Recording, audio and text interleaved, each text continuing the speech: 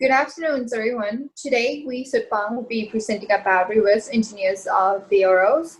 The reasons why our team conduct this project is because we want to understand how the company works. However, many companies share little to no information about themselves to the public, which encourages us to try to create the system by reverse engineering.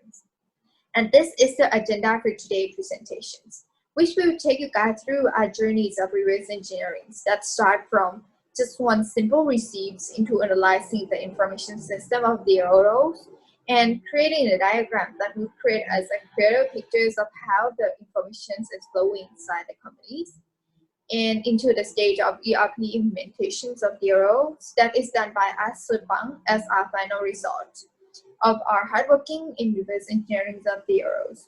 And lastly, a lesson learned from this long journey will be talked about. The first step that the team could do to understand the whole system is to start small, which is to start from the receipt. The receipts contain many information that are proved to be useful in this project. We have categorized it into 3 sections, which the first sections here that we analyze is the basic information of the companies, which includes the tax numbers and the retail informations. And the second sections is the payment sections, which includes the names and price of the products that the customer purchased, and as well as the method of the payment is included as well.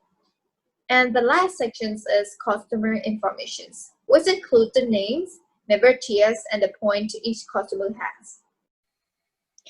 In order to fully understand the working process of the company, the information system should be known as it is the component that collects, stores, and processes all the data in the company. By understanding the information system, the team is one step closer to understand your whole system. What we can derive from researching the company information and analyzing the receipt, that there are 5 main information systems in the arrow.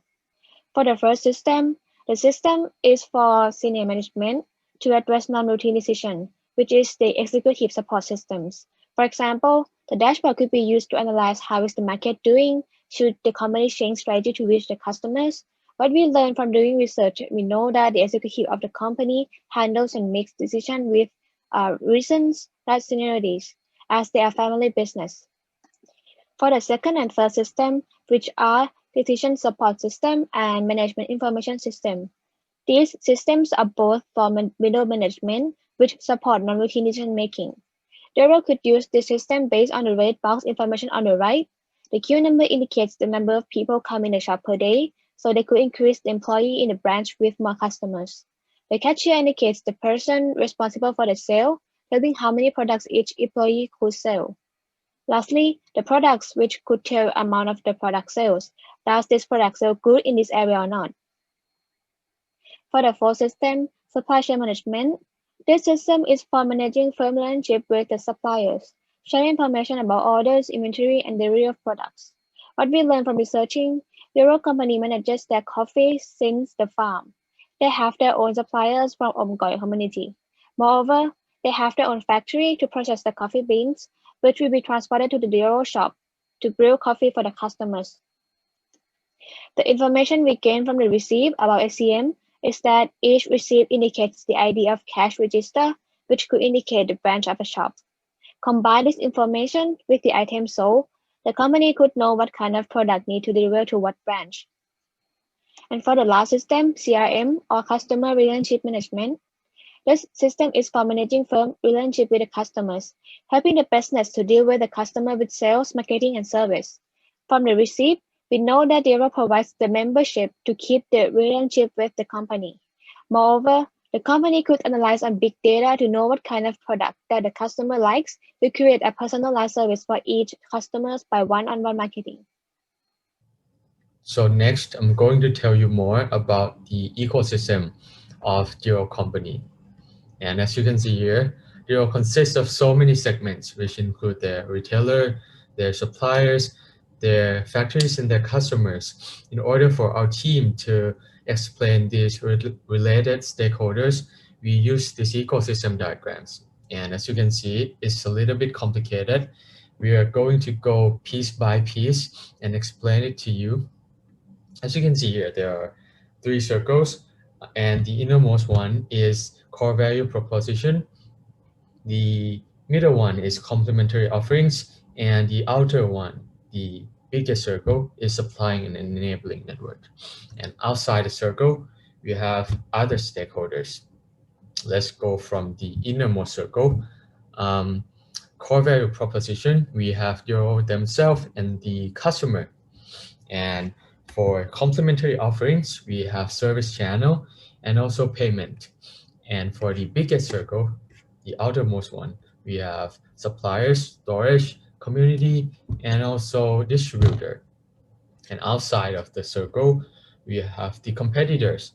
And we couldn't forget the ISO and OER as well for Doro to meet certain standard.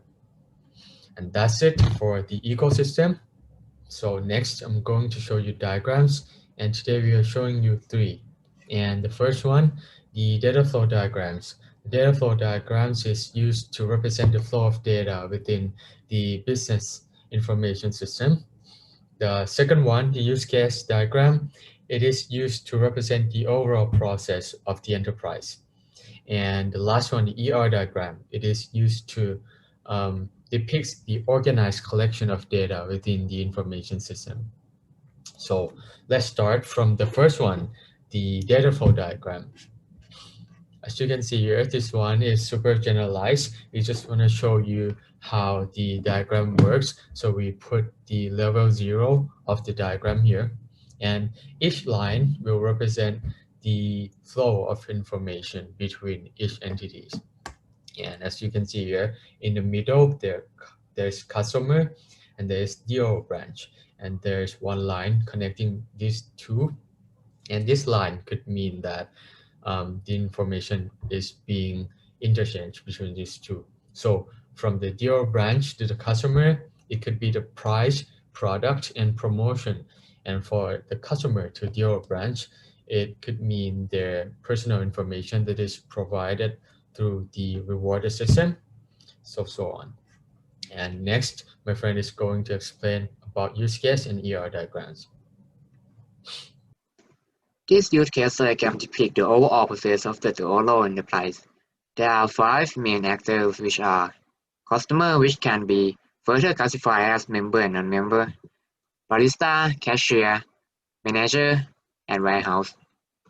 And the use case diagram is then classified into 4 main packages, which are ordering system, transaction system, membership system, and management system.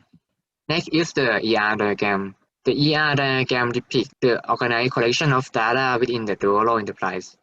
There are a total of 9 main entities, which are membership, customer, employee, address, contract, product, invoice, point of sale, and store.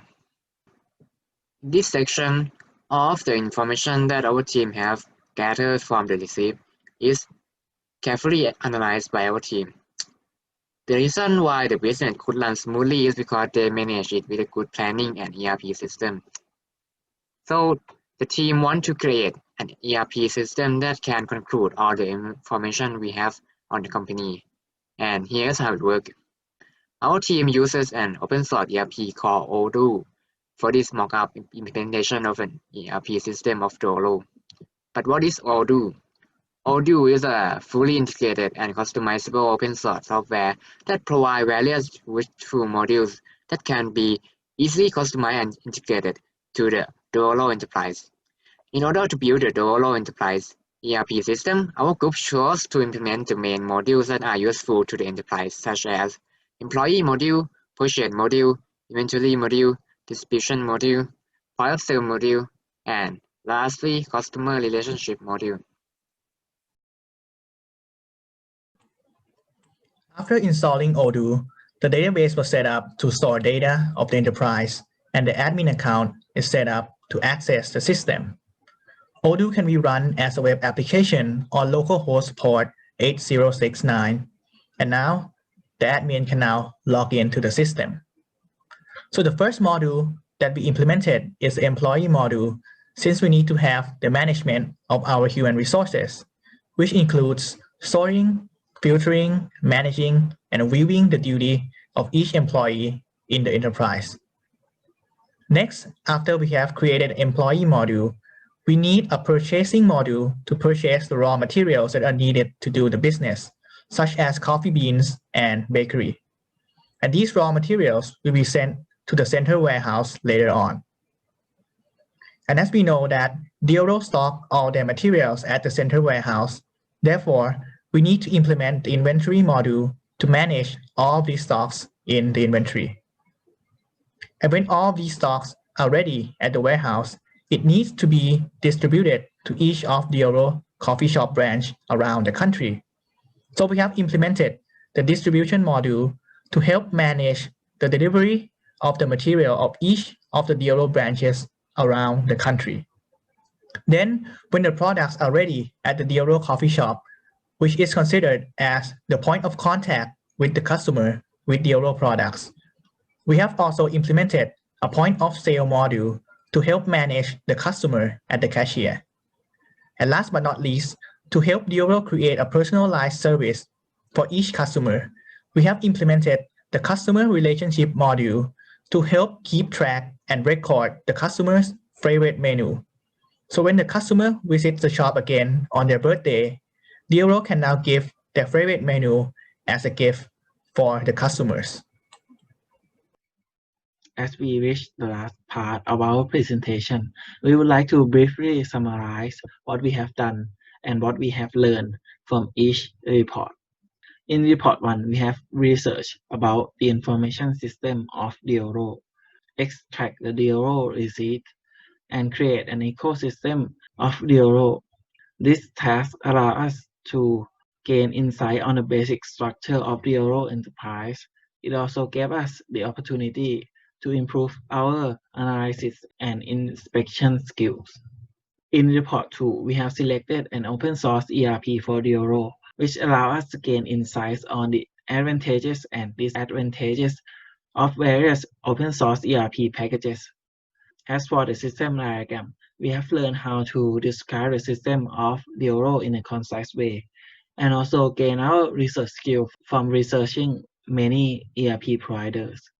In report 3, we have learned how to use various tools such as data flow, ER, and use case diagram to describe the system of DRO, which is an important basis to implement the ERP system of DRO. In report 4, we have implemented the mock-up ERP of DRO, which gave us an opportunity in a hands-on experience of trying to build an ERP system from the knowledge that we have learned throughout the course. And lastly, our team want to thank these two people. First is Kunina for giving us a talk and giving us more details about DRO. You made our journey towards this report and this project so much easier. And also Ajahn Yanyong as well for the course. And without you, we wouldn't be knowing this much about enterprise information system. And we enjoyed the course so much. It's super interesting. And this is from every member of the team. And this is the end of our group presentation. Thank you so much.